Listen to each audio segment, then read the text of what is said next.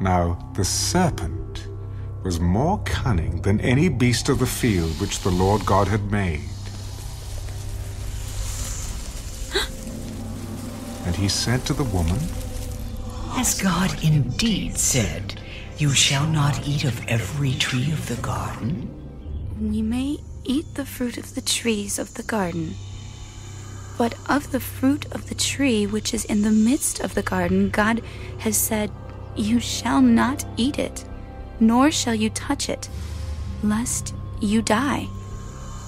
You will not surely die, for God knows that in the day you eat of it, your eyes will be opened, and you will be like God, knowing good and evil. So when the woman saw that the tree was good for food, that it was pleasant to the eyes, and a tree desirable to make one wise, she took of its fruit and ate. She also gave to her husband with her, and he ate. Then the eyes of both of them were opened, and they knew that they were naked. And they sewed fig leaves together and made themselves coverings.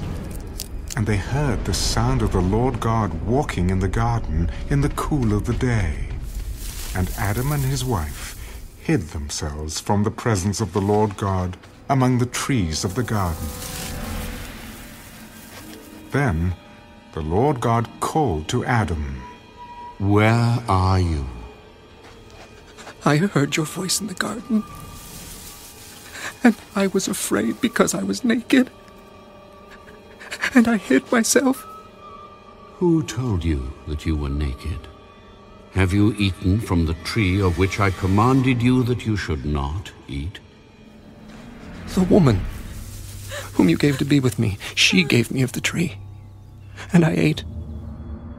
And the Lord God said to the woman, What is this you have done? The serpent deceived me, and I ate.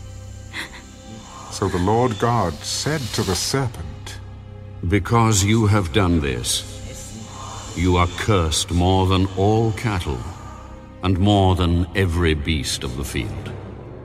On your belly you shall go, and you shall eat dust all the days of your life. And I will put enmity between you and the woman, and between your seed and her seed.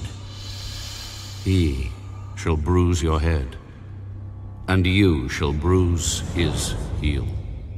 To the woman he said, I will greatly multiply your sorrow and your conception.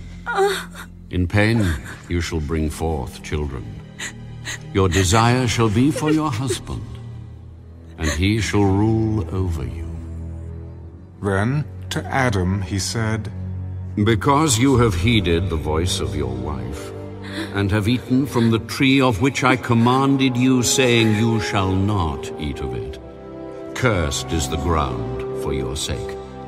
In toil you shall eat of it all the days of your life. Both thorns and thistles it shall bring forth for you. And you shall eat the herb of the field. In the sweat of your face you shall eat bread, till you return to the ground. For out of it you were taken. For dust you are, and to dust you shall return. And Adam called his wife's name Eve, because she was the mother of all living. Also for Adam and his wife, the Lord God made tunics of skin and clothed them. Then the Lord God said, Behold, the man has become like one of us, to know good and evil. And now, lest he put out his hand, and take also of the tree of life, and eat, and live forever.